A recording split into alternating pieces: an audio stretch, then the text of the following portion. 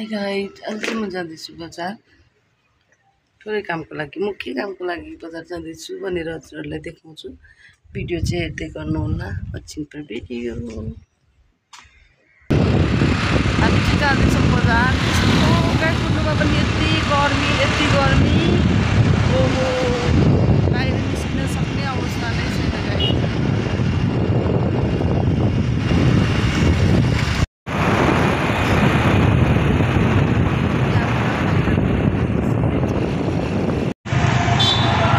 फेरि राजावादीहरूको आन्दोलन रहेछ।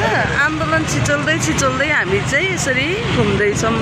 यति धेरै मान्छेहरूको भिडमा हेर्नु त आन्दोलन भइरहेको रहेछ।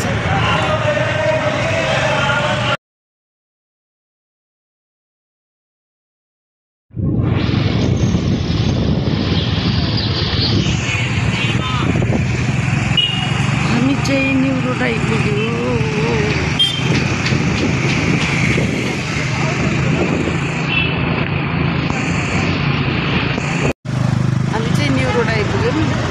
यताबाट चाहिँ हामी गल्लीको बाटो भएर जान्छौँ। हामी चाहिँ फाइनली आयो चाट खानालाई।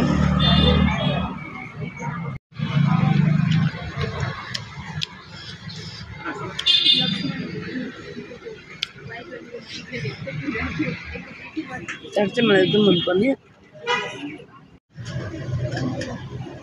दरबार हुँदै निस्किँदैछौँ।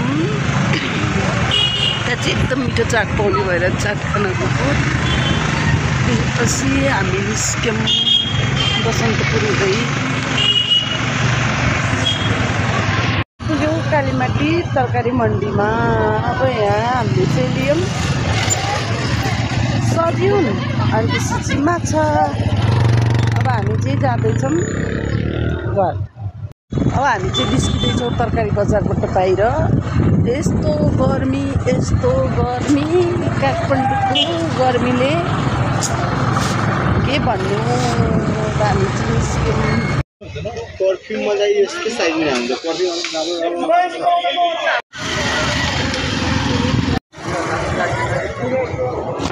अब हामी चाहिँ जाँदैछौँ। अब कता जान्छौँ है तपाईँहरूलाई गएपछि देखाउँछु।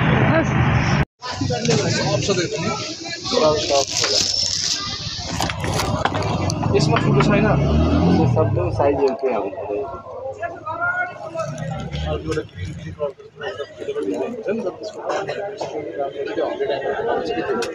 खासमा क्रिमको लागि आएको थिएँ बजार चाहिँ होइन। क्रिम लिनको लागि आएको थिएँ। आएको बेलामा अलिकति तरकारी पनि लिइहालौँ भनेर हो कि। खास चाहिँ म चाहिँ क्रिमको लागि आएको थिएँ बजार। अब चाहिँ म घर फर्किँदैछु किनेर होइन। अब चाहिँ मेरो काम सक्यो। म भनेको यतिकै लागि मात्रै आएको थिएँ बजार। फेरि एउटा क्रिम किन्नु थियो। अनि त्यसपछि हाम्रोतिर नि सब्जिउन पाउँदैन नि त। सब्जिउनको तरकारी एकदम मनपर्ने।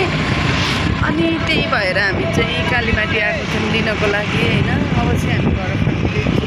फाइनल्ली हाम्रो काम चाहिँ सकिसक्यो। इम्पोर्टेन्ट भनेको एउटा क्रिम थियो, त्यतिको लागि मात्रै आएको थिएँ। अब म तपाईँहरूलाई घर पुगेर गाइज अब काम सकेर चाहिँ घर आइपुगेको अवस्था मेरो चाहिँ होइन। खासमा मलाई लिन जानु थियो एउटा क्रिम र अलिकति तरकारी लिनु थियो।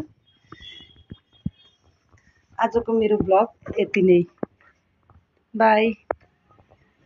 Watching for video. सबैजनाले हेरेर मन पराइदिनु होला मेरो भिडियो।